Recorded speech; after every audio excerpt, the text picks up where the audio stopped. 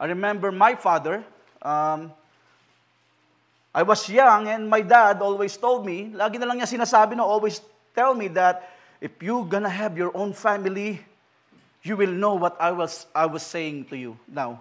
You will know what I mean. You will build your own family and you will remember everything I said. Right?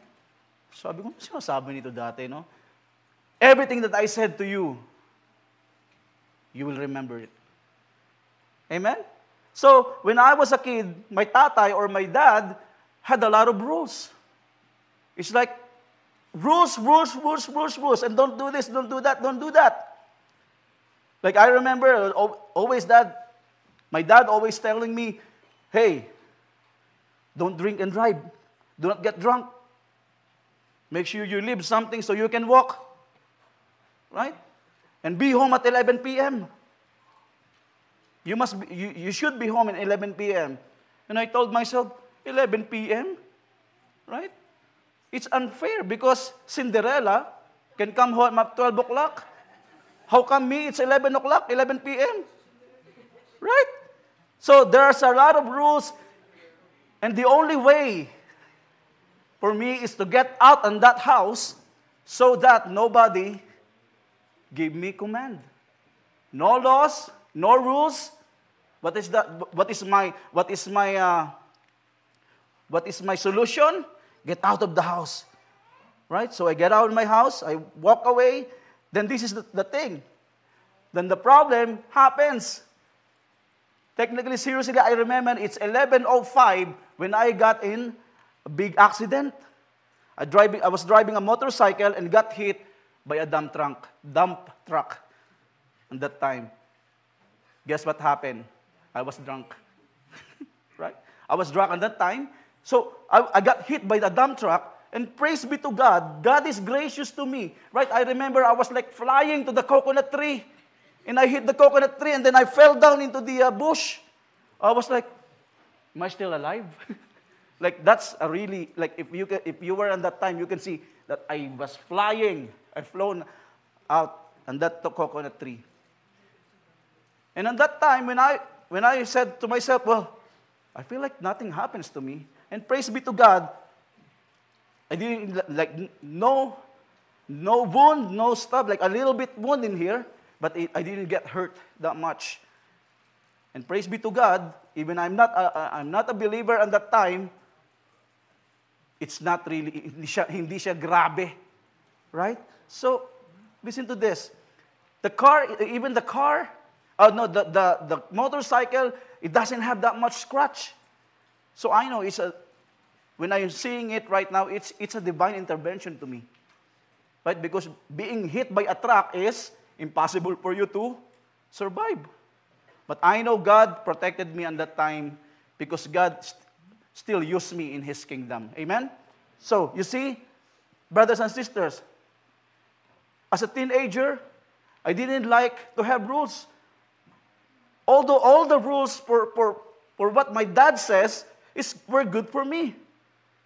Because the one thing that I like is to rebel, to be a rebellious person. And I didn't want to be under my dad's authority. And now, brothers and sisters, I have my own family. Praise be to God, I can say, my dad is right. Kaya kayong mga bata dito, mga kabataan, always listen to your parents. What they are telling to you, it's not bad for you, it's good for you. Following? Right? So praise be to God. Buboy, 14 years old, never get drunk. Right?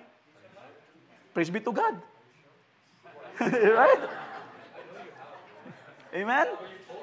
So you see, I had this thought before that my life, my rules.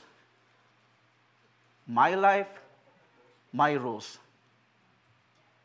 That's the problem with me before. I don't want to submit to my dad. I want to rebel. Everything my dad says, I don't want to do it because I'm a rebellious person. But praise be to God, I realized that, and God changed my heart. Amen? So, how about you, church?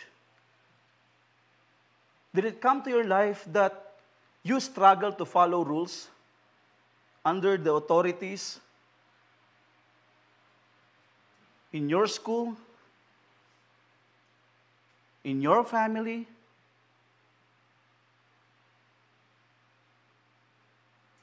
in your work, or in your church, or the church that you belong right now? Do you have that kind of problem to submit to that rules?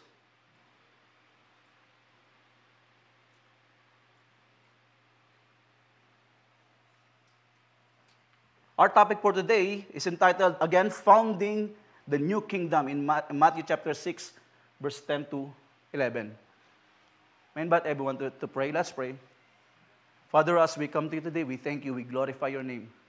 Truly, Lord, you're a good, good Father. The greatest love of all that we felt, oh Lord, is not comes from this world, but comes from heaven. It comes from you, oh Lord. By sending your Son here right now is how you demonstrate love to us, oh Lord. Lord, as we hear right now, humble us. All of us here are sinners, oh Lord. None of us here are righteous. But we believe and we have faith that in the blood of your Son, Jesus Christ, you are listening to us right now. You are listening to our prayer, oh Lord. Lord, we believe that we are here right now is not a coincidence. We are here right now to listen to this word. We are here right now so that you make us to understand what is your will and what do you want for us to do. Lord, as we follow you, oh Lord, help us to undergo in your authority, in your ruler, as your rules, your kingdom, O Lord, your kingship, O Lord. Lord, help us to submit in you. Father God, I know it's hard because we have this kind of feeling in our flesh that we want to rebel, O Lord. But Lord, let us remember, let us think that once upon a time, O Lord, you died for us. May that gratitude comes into our heart. Remind us that you are the God, the Master, O Lord. You are the God and our Master. Following you, obeying you, is worth it. Thank you, Lord. Me personally, Lord, humble me. Use me, O Lord. Lord, I'm not worthy to speak in the front, O Lord.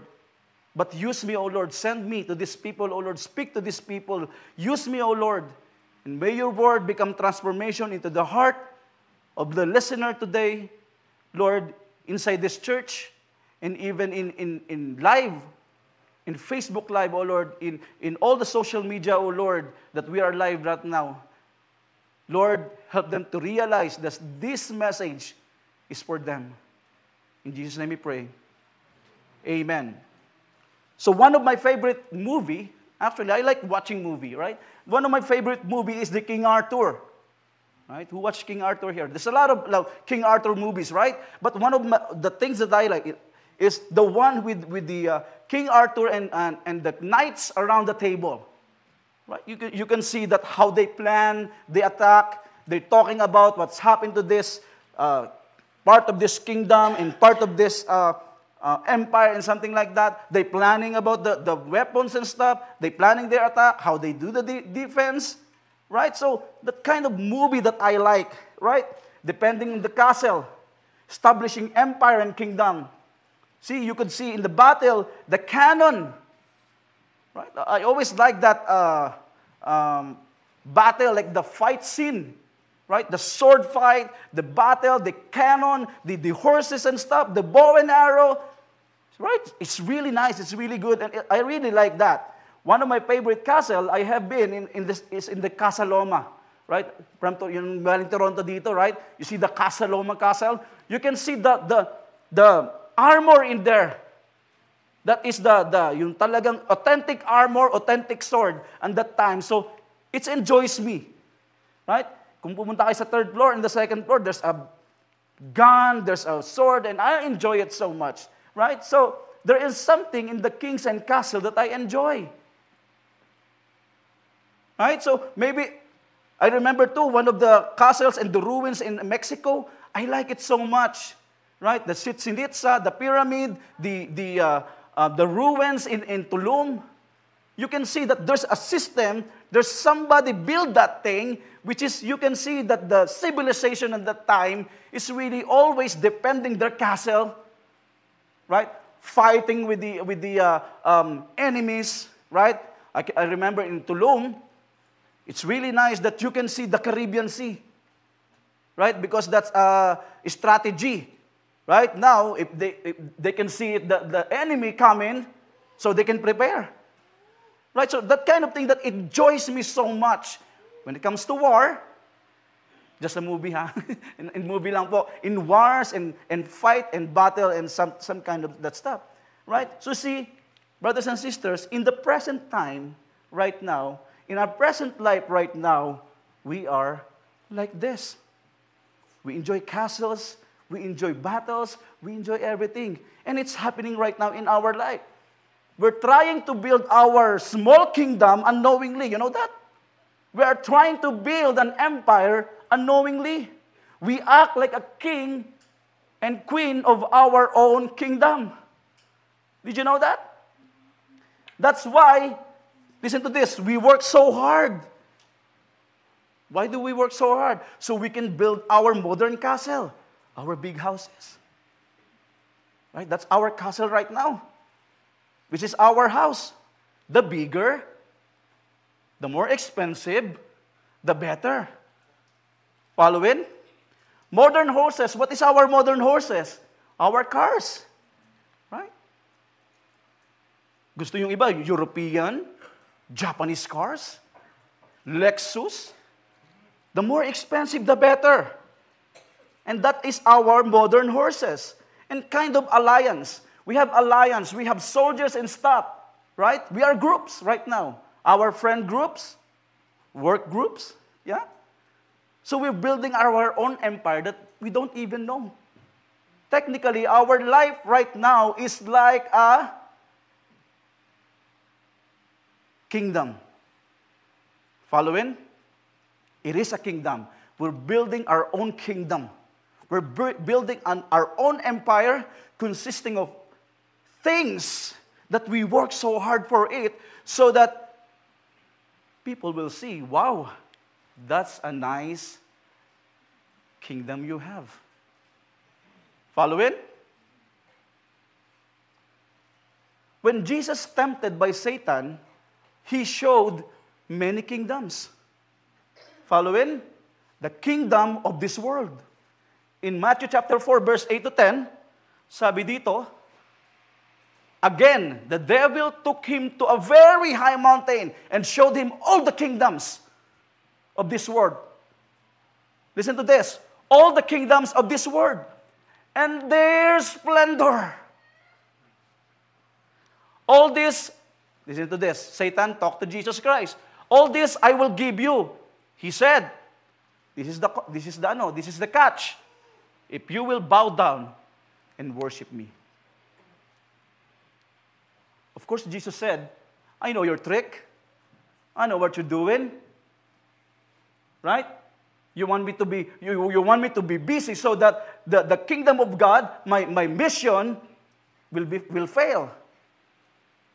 You want me to have this kingdom in this world so that the mission will be failed. Following? So what Jesus said? Jesus said to him, away from me, Satan, for it is written, worship the Lord your God and serve him only. That's the way of Satan's brothers and sisters. He promised to give you a kingdoms. Not just one, but lot of kingdoms in this world. Any kind of kingdom. What kind of kingdom? You could be the kingdom of your own finances. It could be the kingdom of your career. The kingdom of material things, houses and stuff, jewelry, big houses. The kingdom of sinning, like sex, premarital sex. YOLO, right? YOLO is you only live once. So let's do it all. Gawin natin to. You know, YOLO is not a biblical thing, right? Nightlife, business. But this is the catch, brothers and sisters. If you get caught in that scenario, in that situation, into the extent, he will become your master.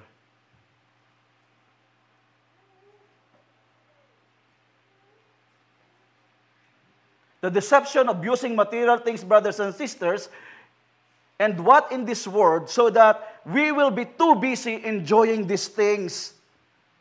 And what will happen? We will forget about God.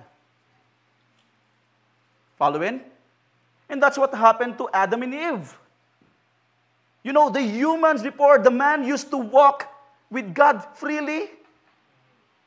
You know that? Our Father in heaven used to walk like that.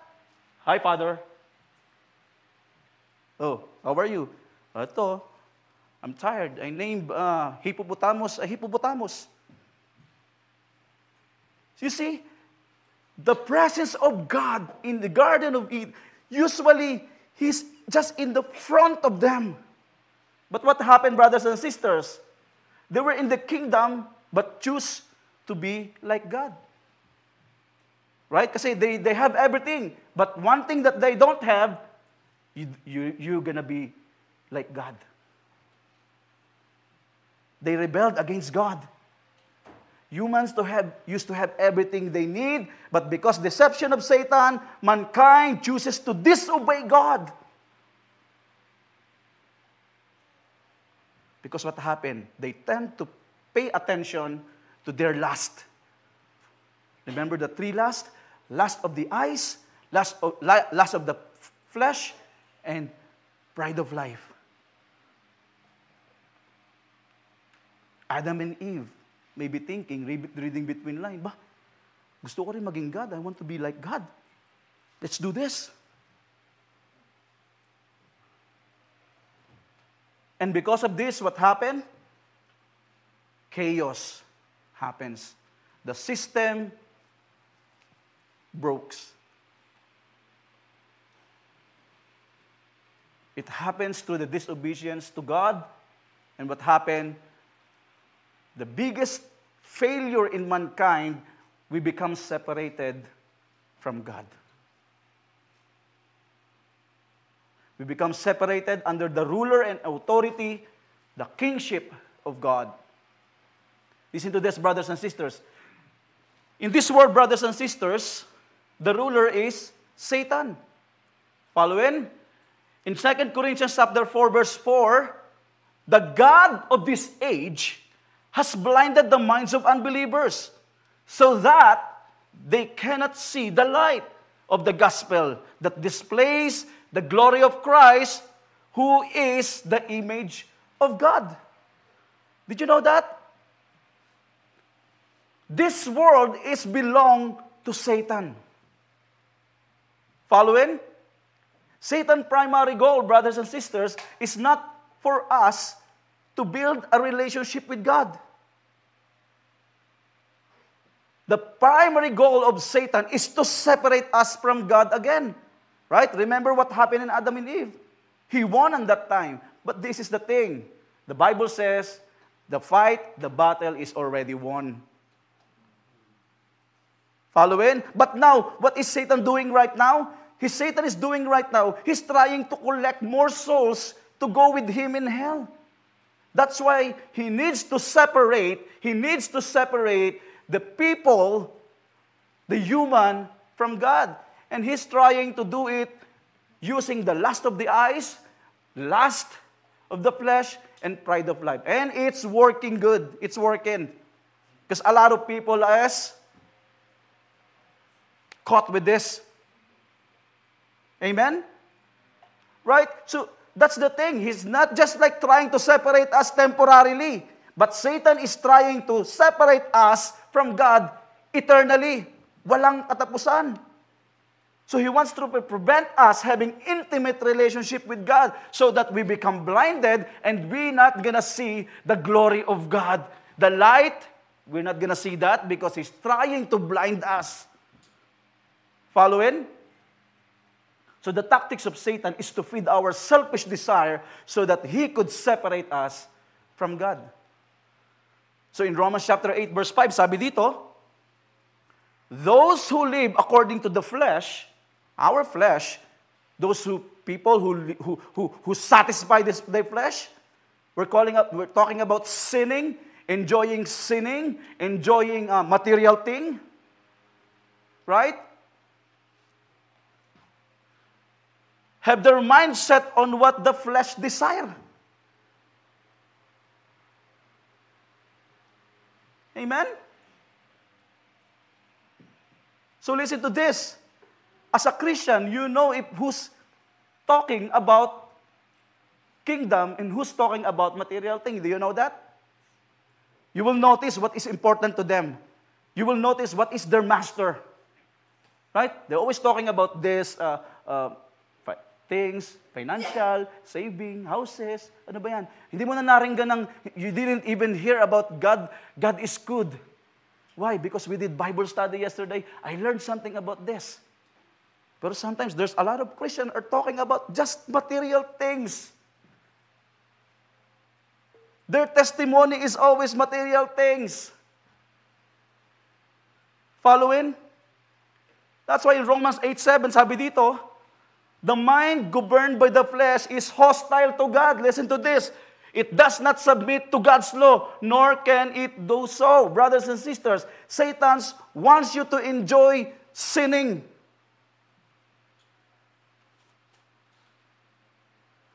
Wants you to enjoy it, and you accept the sinning is okay. Okay lang naman yan, kasi God is good. God is gracious, papatawarin tayo yan eh.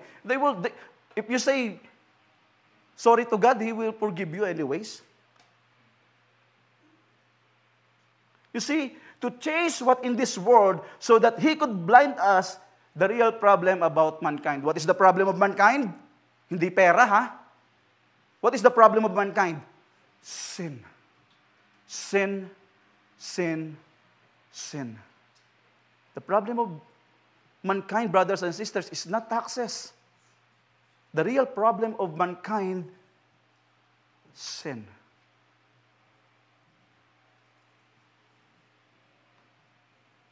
That's why it saddens me. 15 years, 20 years, 30 years Christian, they're still chasing the same thing that non-believers chasing. Right? Kita mo, sila pa yung nakikipag-agawan sa overtime.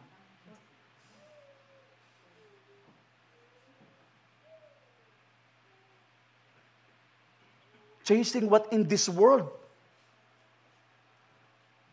We still like to gossip sometimes, right? We still like to enter in premarital sex. We're still enjoying girls, guys in the bikini and underwear.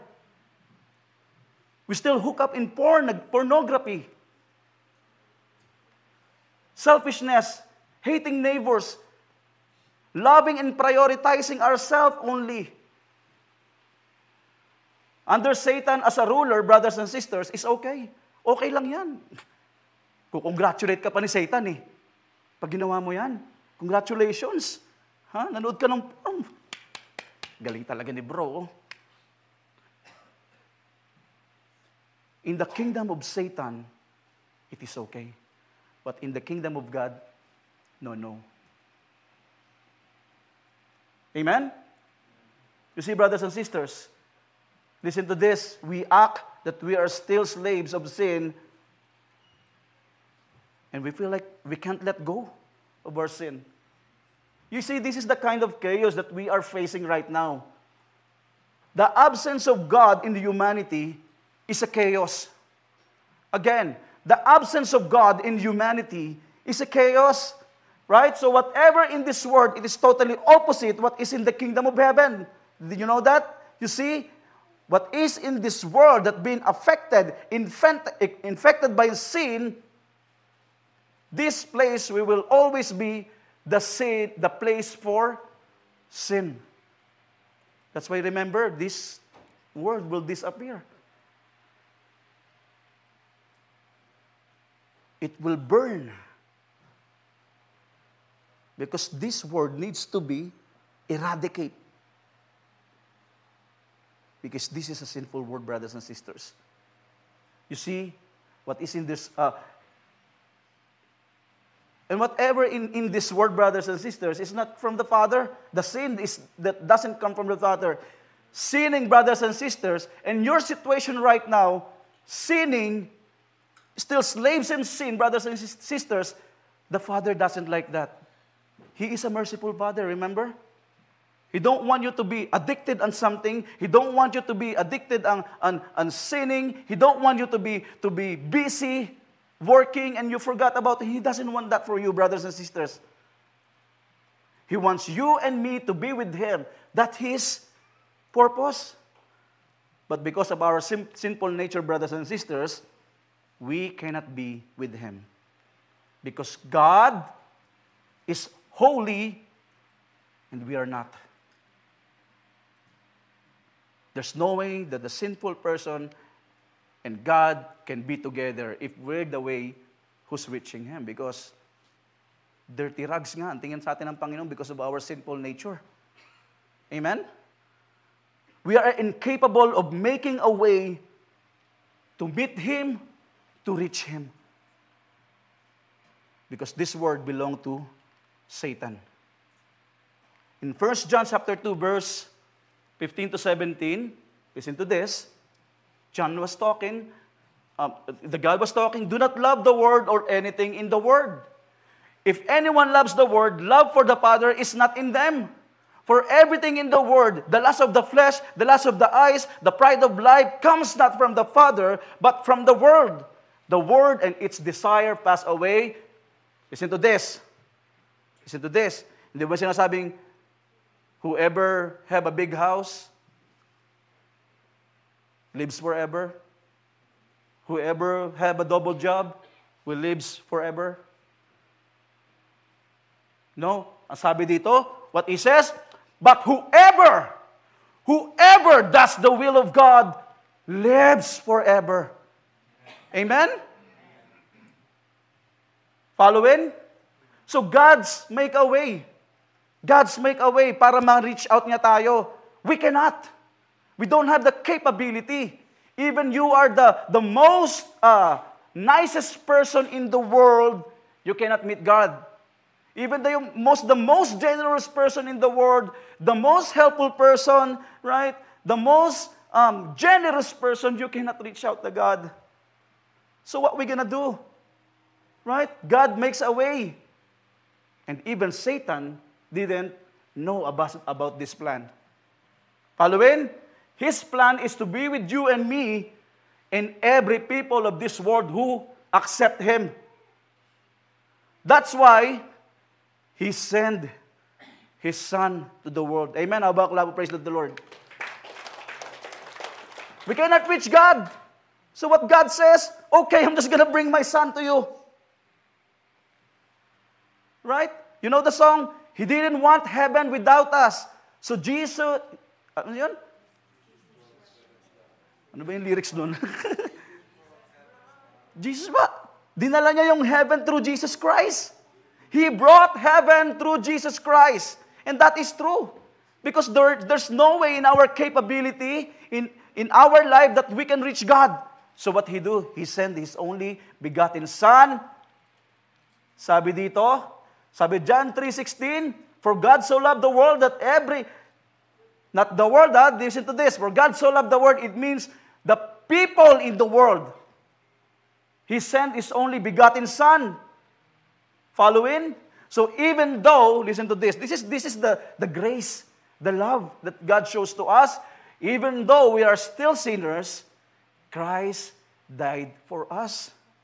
Even though we are still sinner, He sent His only begotten Son. Right? Because ano nangyari? Hindi naman sinabi ng God. God didn't say that if you are give tithe and offering, I will send my Son. There's no condition. Brothers and sisters, He sent His only begotten Son even though, and die on the cross even though we are still sinners. There's no condition. So now, what is your reply? Gratitude. What is your reply? You're gonna say, really? Me? that I am so sinful, right? I just watch porn. Then I just say gossip to my classmates. He died for me. Following? Even though we are still sinners, He sent His only Son to us.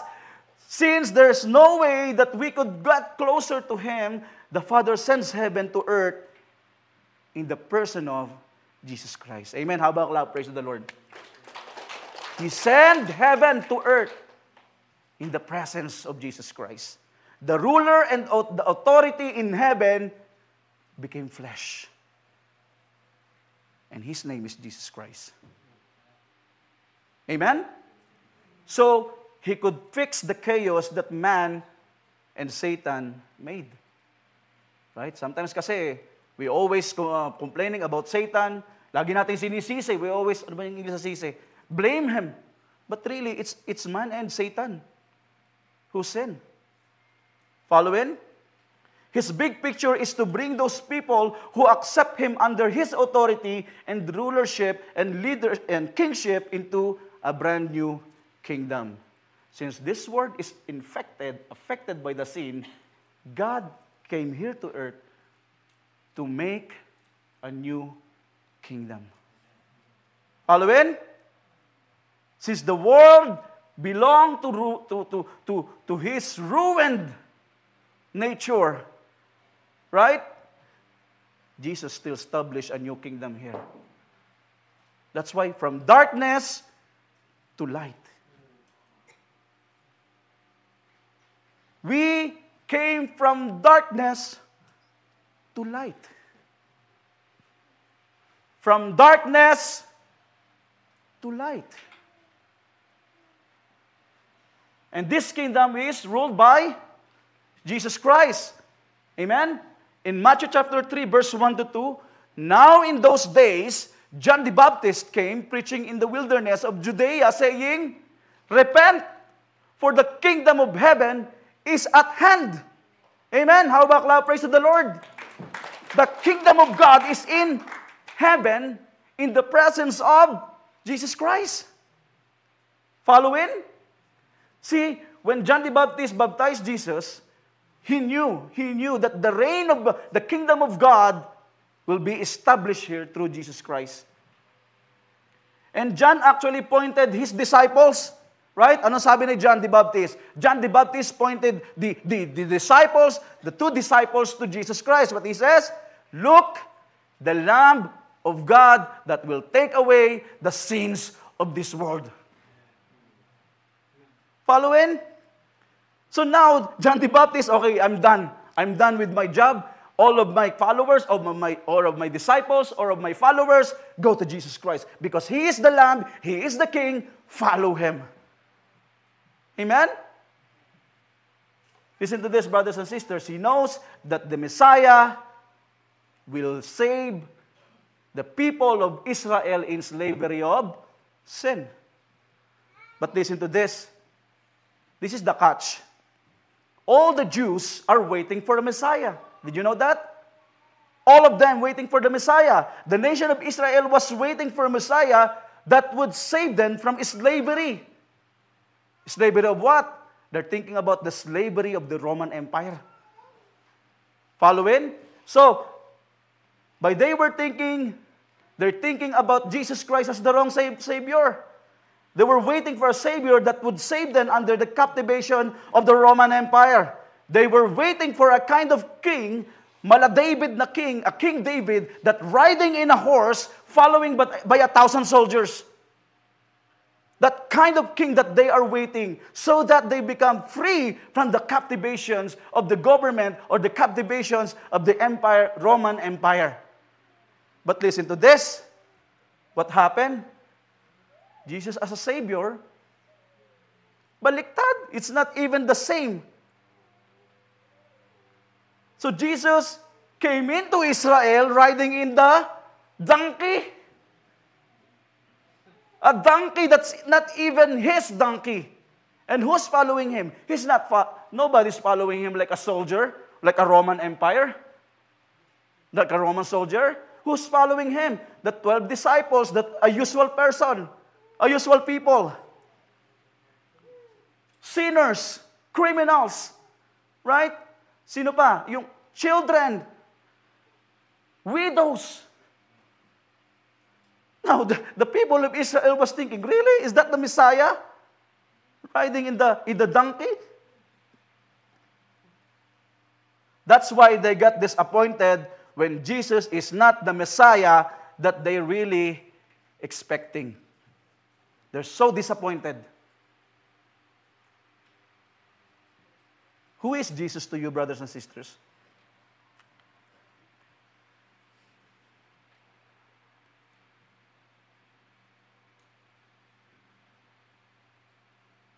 Is Jesus your only Savior? A Savior, a God or Lord that will save your marriage? Is Jesus the only your Lord for your finances? Lord, kulang ako eh. I worship you, baka yung 5,000 maging 2,000, maging 7,000. Lord, I worship you so that my 5,000 becomes 7,000. I'm short. Or do you look to Jesus only for your food, for your clothing? Why do you follow Him?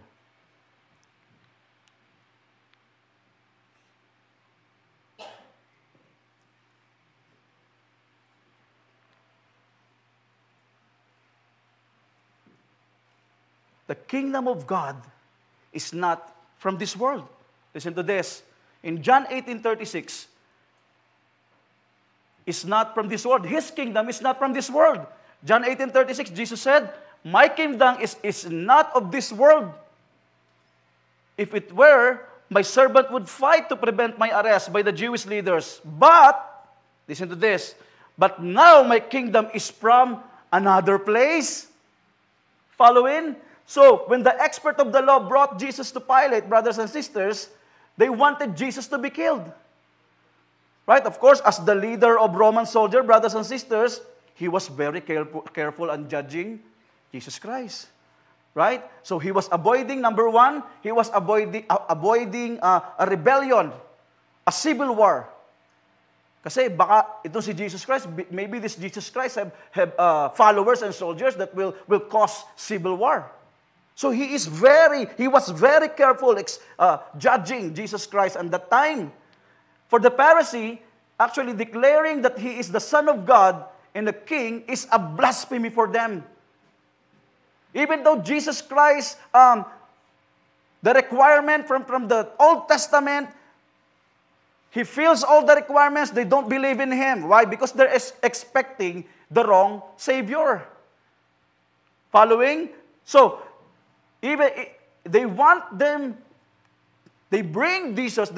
Jesus so that Jesus Christ will be crucified. But listen to this, Jewish people choose criminal over him. Crucify him. But in verse 37, brothers and sisters, sabi dito, he acknowledged that he is the king. Not the king of this world, but a new kingdom in a different realm. Following? So, listen to this, brothers and sisters. His kingdom is different from this world. Amen? If Satan's offer whatever in this world, Jesus' kingdom is different. What is Jesus' kingdom? Jesus' kingdom in Romans chapter 14, verse 17 to 8. Sabi dito, for the kingdom of God is not a matter of eating and drinking. So we're talking about worldly things, looking on worldly perspective. Right? Ano ito? But the kingdom of God, but of righteousness, peace, and joy in the Holy Spirit. That kind of kingdom Jesus has. Righteousness, joy in the Holy Spirit. Because anyone who serves Christ in this way, yung joy, peace, and serving through Holy Spirit, ano sabi dito? Because anyone who serves Christ in this way is pleasing to God. You want to please God from your good works? you need to have a Holy Spirit in you. Following? You need God, you want to please God by doing your ministry, you should have peace and joy in you. Following? And receive human approval. Brothers and sisters, the kingdom of God is not political, it's not about power, it's not about soldiers, it's not about weapons, right? The kingdom of God is all about righteousness, peace, joy in the Holy Spirit. Following? The world cannot offer righteousness. Why? Because the world is sinful and rebellious. That's our nature. It's our nature. None of us is righteous. We all sin. Right? So you cannot find joy in material things because materialism, brothers and sisters, what? Always fails you. Right? Because you will never, ever, ever be satisfied in material things. You know that? You cannot find joy in that, even if you promote war. Right? Some of us will say, let's go to war so that we can have peace. Listen to this, brothers and sisters. Peace, even you promoting war, you cannot find peace in war. Following? You will never ever find peace in war. Because the real peace, brothers and sisters, the real joys can only be found in Jesus Christ. Only Jesus Christ can fill you up. Only Jesus Christ can satisfy you. Only Jesus Christ can give you peace. Only Jesus Christ can give you joy. Amen? So, listen to this, brothers and sisters. All of that can only be found in heaven. Actually, nung wala pa si Jesus Christ dito, we cannot find that. It's only in heaven because Jesus Christ, the Father, and the Holy Spirit was there. But because of His goodness, because of His love, He sent His Son to here so that we can feel the real joy, the real peace that comes from Jesus Christ. Amen? Amen? How will I praise to the Lord?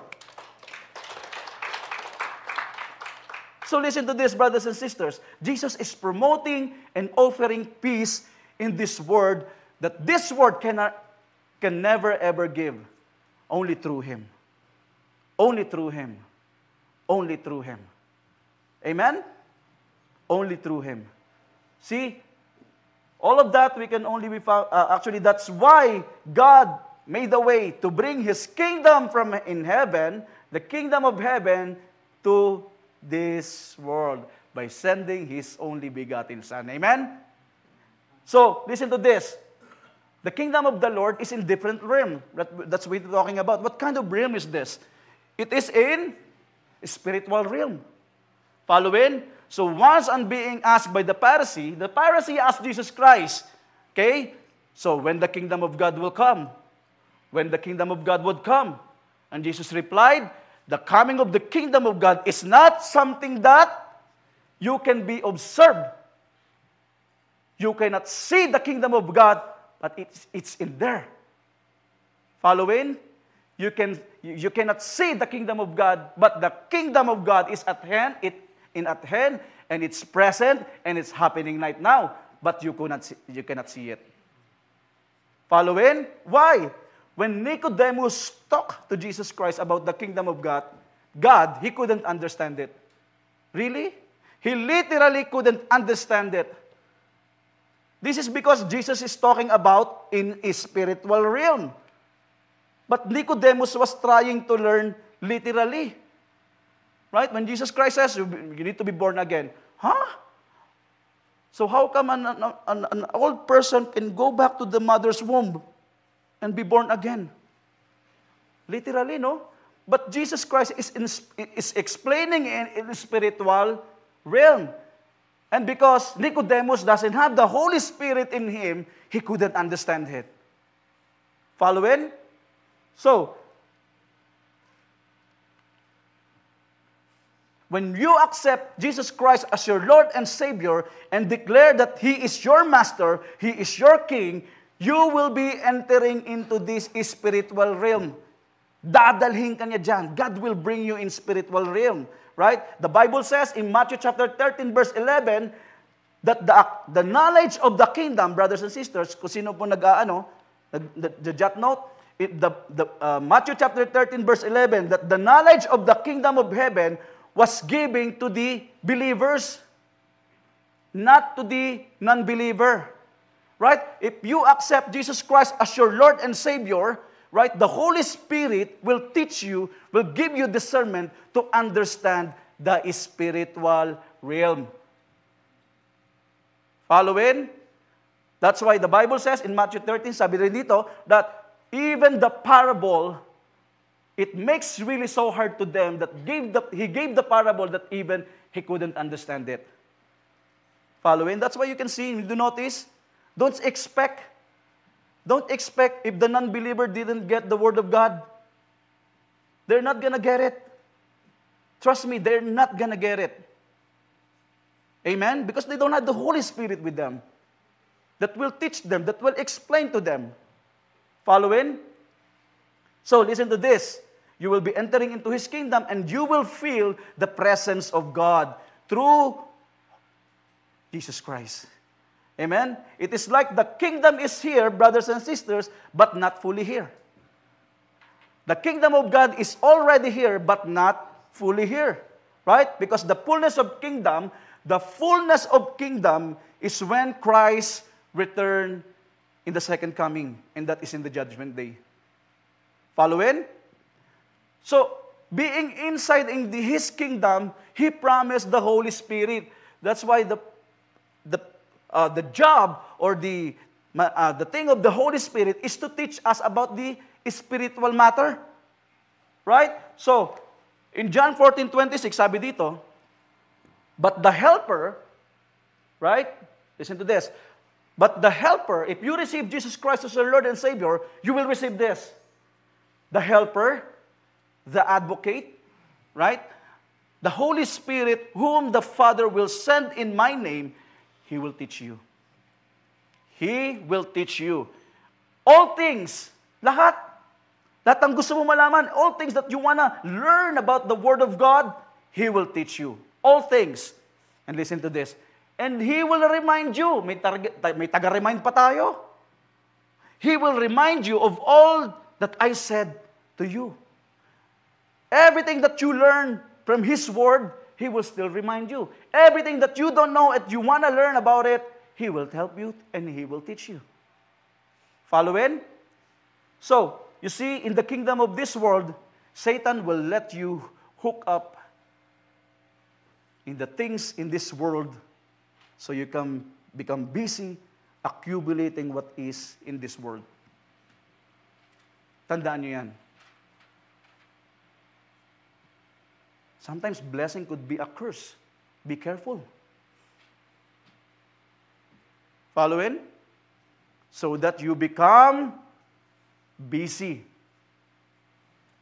And then you're not gonna give time to God. Alam, nagpipray naman ako sa umaga eh. Really.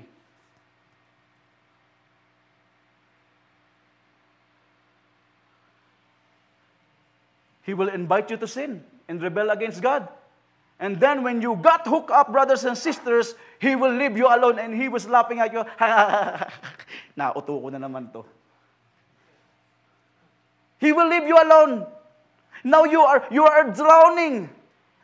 Anong gagawin ko? What should I do? Right? Listen to this.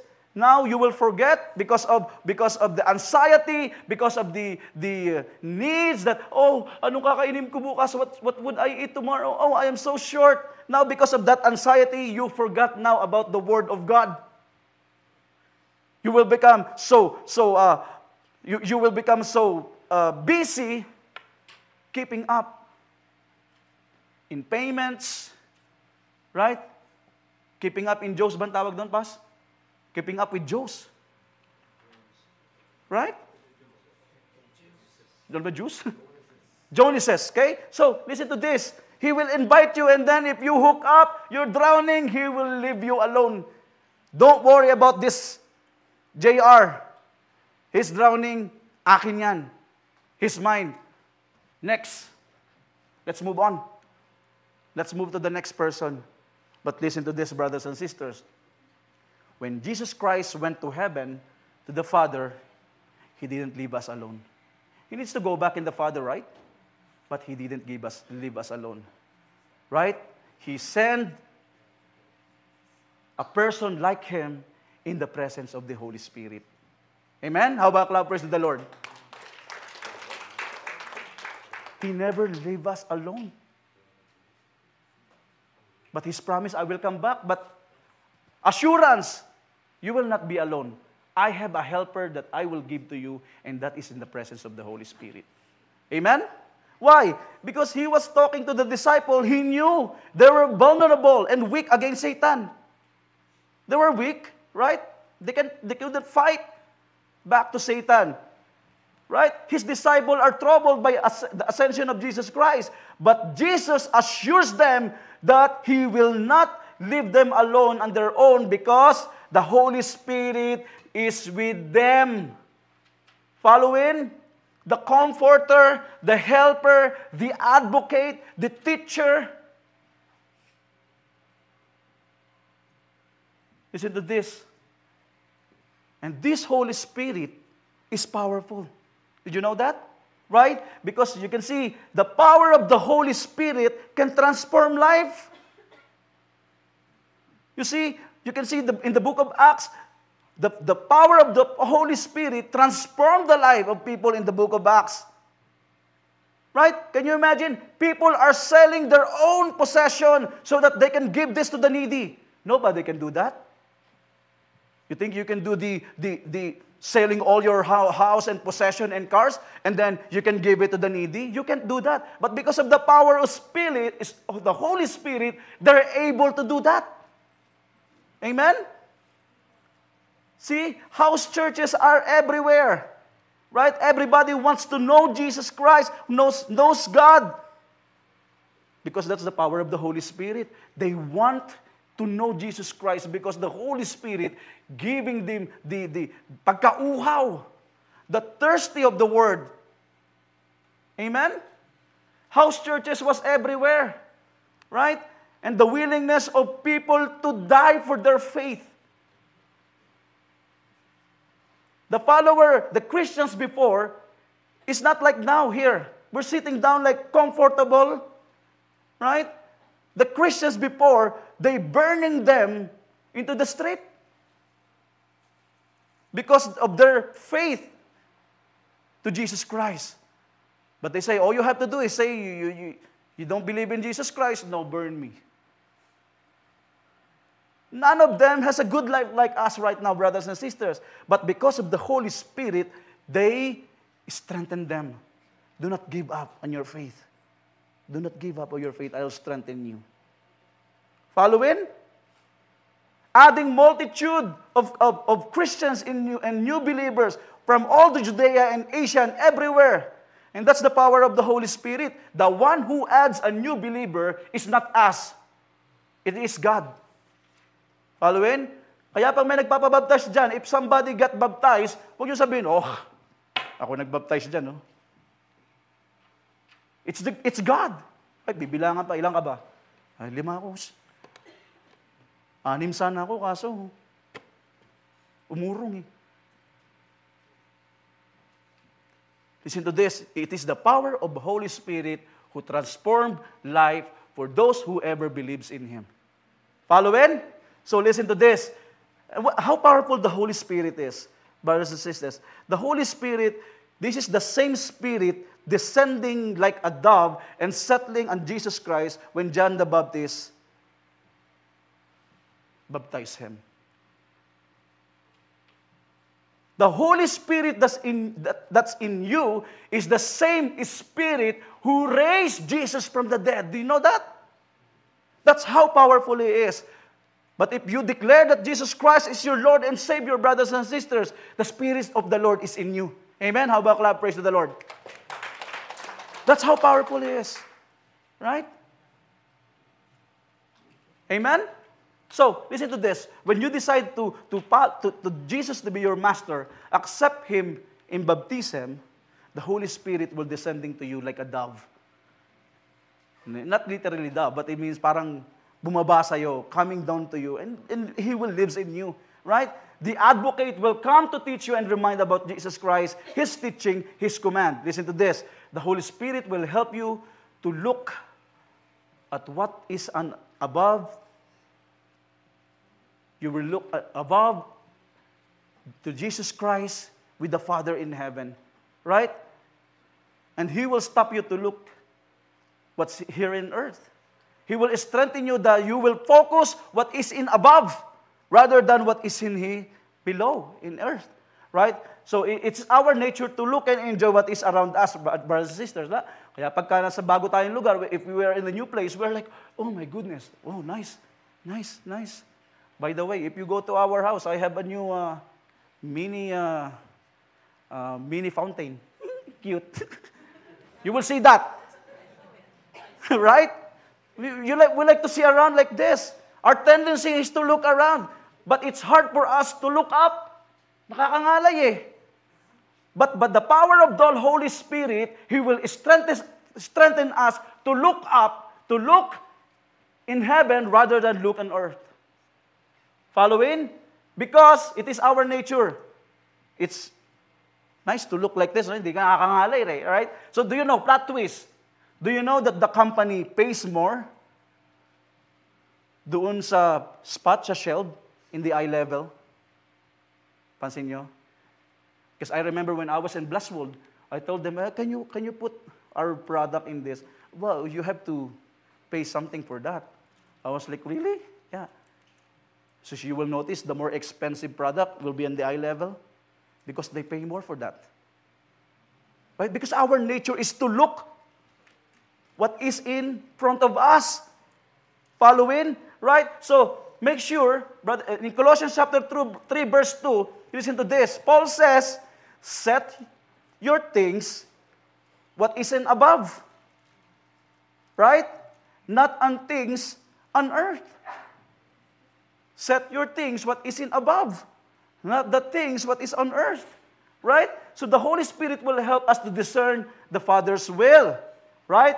The Holy Spirit will help us to learn how to live like a citizens of heaven. Right?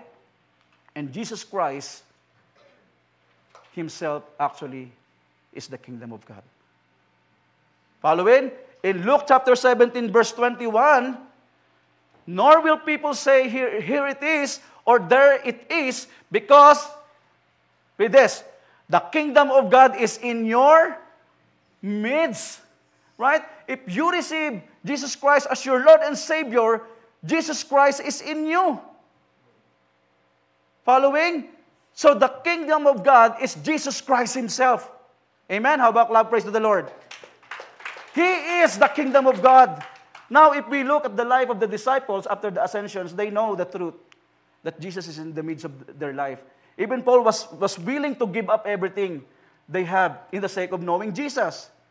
Listen to this. Knowing Jesus is like knowing what the kingdom of God looks like. Again, knowing Jesus is like knowing what the kingdom of God looks like. Right? So listen to this. For instance, the saddest and the hardest part of Jesus Christ, for Jesus Christ, is not the crucifixion. You know that? It's not the crucifixion. It's not hard. It's not the hardest part for Him. The hardest part in the life of Jesus Christ, He was being separated by God for 3 days. The presence of God is not with Him. Why? Why? Because, He carried all the sins from the past, future, and present of all the people, of all the creation of God. He carried it. That's why He died on the cross. So that the Father needs to be separate from Him because He cannot be with Jesus Christ in the time because Jesus Christ was the sin. He is the sin at that time. He was the sin of that time. It's about the presence of Father in heaven in the image of Christ, who is the believer who accept Him as their Lord and Savior. Listen to this, brothers and sisters. Father made Jesus, who has no sin, to sin for us. Father made Jesus, who has no sin, to sin for us. And that's why Paul get it, that Jesus Christ is precious. I'm talking about the story of the hidden treasure, right? The kingdom of heaven is like a treasure hidden in field. When a man found it, he hid it again. And then, his joy, listen to this, went and sold all he had and bought that field. Again, the kingdom of heaven is like a merchant looking for fine pearls. When he found one in the great value, he went away and sold everything he had and bought it, right? So Jesus, brothers and sisters, is the hidden treasure that has been revealed to those who accept Him as their Lord and Savior. Right? So Jesus actually bought this world, this field, through His blood. And now He hides Himself in this world, a mystery that's been revealed by God. Now the people who finds it, this mystery, because we have the Holy Spirit, we find that Jesus Christ is so precious, we are now willing to sell everything just to get Him. Following? So listen to this. Do we see in our life that Jesus Christ is precious?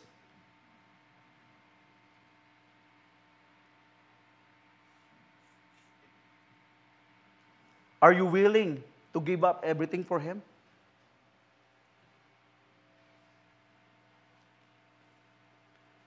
And now, at this point, Jesus Christ established a new kingdom.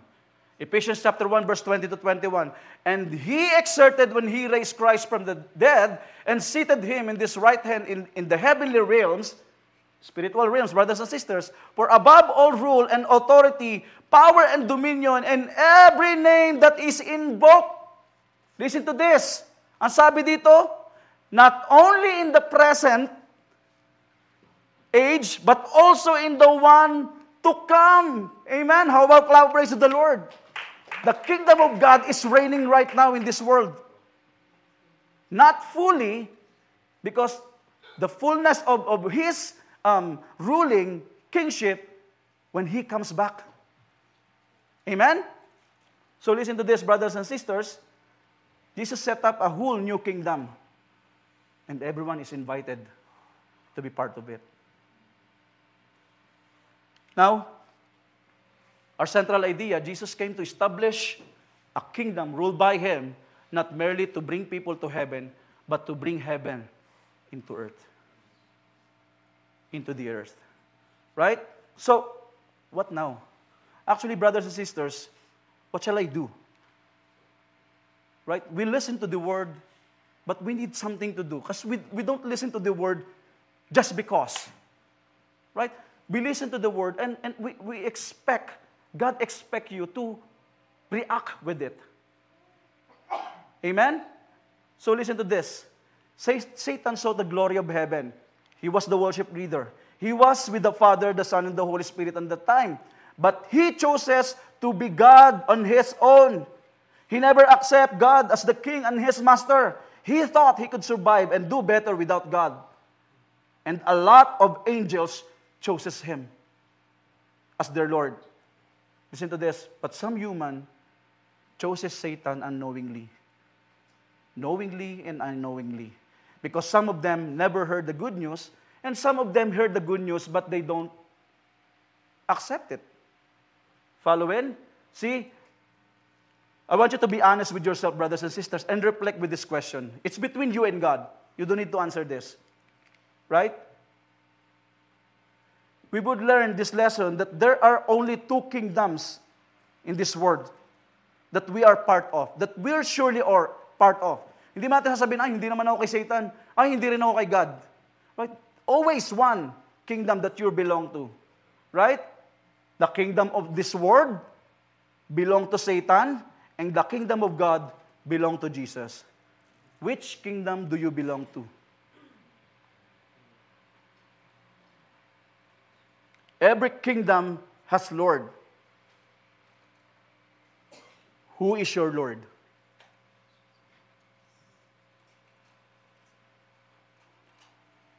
In Matthew chapter 7, verse 21, sabi dito, not everyone who says to me, Lord, Lord, will enter the kingdom of heaven, but only the one who does, again, the will of God. the will of my Father who is in heaven. Listen to this. So anong gagawin ko, JR? Gusto ko talaga maging part ng kingdom eh. I really want to be a part of kingdom. Well, listen to this. Submit to the Lordship of Christ. That's the only thing. Submit to His Lordship. Submit to His kingship. Submit and accept that Jesus Christ is your Lord and Savior and do His will. And what is His will? Listen to this. Get baptized and receive the Spirit. If you really want to be in the kingdom of God, magpabaptize ka. So you will get the Holy Spirit. Sabi dito, Jesus replied, "Verily, truly, I tell you, no one can see the kingdom of God unless they are born again." Malinaw na malinaw, di ba? It's clear. You need to be born again. And then, how can someone be born again? Ito yung literal na sinasabi kanina. Literal, no? Nicodemus surely cannot enter in the second time. But listen to this. Isa pa sinabi ng Panginoon. This is His will. Very truly, I tell you, no one, not some, no one can enter the kingdom of God unless they are born of water and spirit. Malinaw po ba? Malinaw na malinaw eh. Right? See? And what's next, brother? Ano ba? Gusto ko pa eh. Ano pa? Ano pa gagawin ko? Pray for the kingdom to come. Right? That's why Jesus Christ teach us how to pray. Sabi dito, your kingdom come, your will be done on earth as it is in heaven. Lord, kung ano yung nasa heaven na yan, please bring that here. If that is righteousness, peace, bring that here, O Lord, please. Following, during the Sermon of the Mount, one of the disciples asked Jesus to teach them how to pray because they noticed Jesus is always praying. Non-stop. Constant communication with the Father. So He modeled a prayer. One of the prayers says, your kingdom come. So if there's kingdom already here because of the coming of Jesus Christ, why do we need to pray? For the kingdom to come. It's already here eh. Right? So listen to this. When we pray, your kingdom come, it means we are praying for the continued extension of God's reign on earth. The expansion of His kingdom. Amen? We are praying for God to change the heart of His enemies. It could be your family. It could be your co-worker. It changed their heart, oh Lord. Your kingdom come to their life. Bringing them to confess You as their Lord and Savior. Pray for them. Not just that, we pray His kingdom come to our life. How? We're praying for coming. We're praying, Lord, may Your kingdom come into my finances. Lord, may Your kingdom come to our marriage. Lord, may Your kingdom come to our relationship with the boyfriend and girlfriend. Mangyari nawa ang iyong kagustuhan. May Your will be done in our relationship. We pray to the Lord, Your kingdom come. Lord, I'm praying for my brothers and sisters that doesn't have relationship with God. May Your kingdom come to their life. And of course, obey and follow His commandment. Instead of dividing your allegiance kay Satan, kay God, sometimes kay Satan, kay God, right? No, it's better to prioritize following Jesus Christ alone. At the times we have tendency to do things on our own, pray to God, Lord, everything that I will do today, may Your will be done. Amen? As a citizen of heaven, brothers and sisters, our action will reflect our obedience to Jesus' teaching and should carry out His name. We say, Your will be done, Lord, sa buhay ko. So how do we know God's will? Well, simply lang, brothers and sisters, know Jesus and you will know what Father's will to us. Why? Because in Matthew 11:27, sabi dito, all things have been committed to my Father. No one knows the Son except the Father, and no one knows the Father except the Son, and those whom the Son choose to reveal Him. So everything the Father wants, Everything God's will to us, the Father wants, the will to us, He knows. So listen to this. Ano ba yung ginagawa ni Jesus Christ? Look at Jesus' ministry. Ano yung mga mahalagang bagay sa Kanya? Right? What is the important to Him? He visited the sick people. Simply, di ba? If somebody got sick, visit them. Because that's what He did. Right? Paid His taxes. He paid His taxes properly. Right? Hindi naman ang daya si Christ, di ba? He submitted to authority. He fed the hungry. He helped the brothers and sisters who is in need. Right? Remember, whatever you do to me, do it to your brother. Kung anong ginawa mo sa kapatid mo, ginawa mo na sa akin eh. Following? So, listen to this. Preach the good news and help to be part of saving souls. And that is His ultimate purpose, brothers and sisters. Right? Know Him so you will know Father's will. Amen? And this is the most important thing, brothers and sisters. Seek His kingdom. Seek His kingdom, brothers and sisters. We need to seek Him. But seek first. Hindi second, ha? Tsaka na lang yan pagka wala na akong overtime. Magsisik ako. Kailangan ko pa magbayad ng utang eh. Lord, I will pay my mortgage first and then I will seek His kingdom. No, no, no. The Bible says, seek first His kingdom and His righteousness. Right? And all these things will be given to you as well. Hindi ba sinabing some? No, all. Our priority should be seeking His kingdom, seek Jesus Christ, and seek His righteousness, brothers and sisters. Sometimes, we like just the things. Right? Lagi na lang tayo. Pwede ba, Lord? Ito na lang, all these things will be given to you as well. But we ignore the seeking of His kingdom and seeking His righteousness. Lord, material blessing na lang. Seek righteousness, maybe later. Right? I will end up is this, brothers and sisters. What do you think is your worth as a person?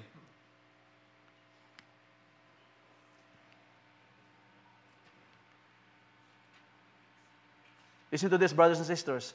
A basketball costs $200. Right? Roughly $200, $300. NBA official, $250. But if you put that in the hands of Stephen Curry and LeBron James and sign it, it will cost $1 million. Right? It's going to be more than $1 million if you put that in market.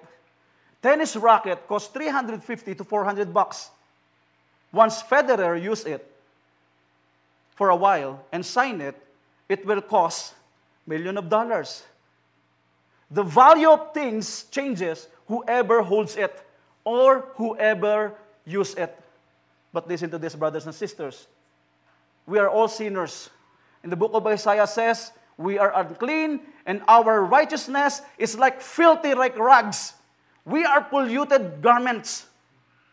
But if you put yourself and give yourself and surrender yourselves into the hands of the Lord Jesus Christ, our value will change. Our value will get an eternal value. Amen? From the enemy, listen to this, from the enemy you will become a child of God. From Satan's allegiance to God's family. Our gifts of talents, our job, our position, our possession, our money, our time, our cars, our strength is no value. Sabi ni Paul, it's all garbage. Yung pinagpapaguran natin ngayon, we work so hard for it, is useless, brothers and sisters. But listen to this. If you put that in the hands of the Lord and use it into His kingdom, it will become, it will get and more value and eternal value with it. That's why, Lord, use me. Use my talent, use my job, use my money for the advancement of your kingdom. Use everything I have, O Lord, so that magkaroon to ng value. It become valuable in your kingdom. Following? Listen to this. God will make you rich and successful, and He adds no sorrow with it. Proverbs 10:22. Again, God will make you rich and successful, and He adds no sorrow with it, if you offer it to His hand and use it for the advancement of His kingdom. Amen? How about loud praise to the Lord?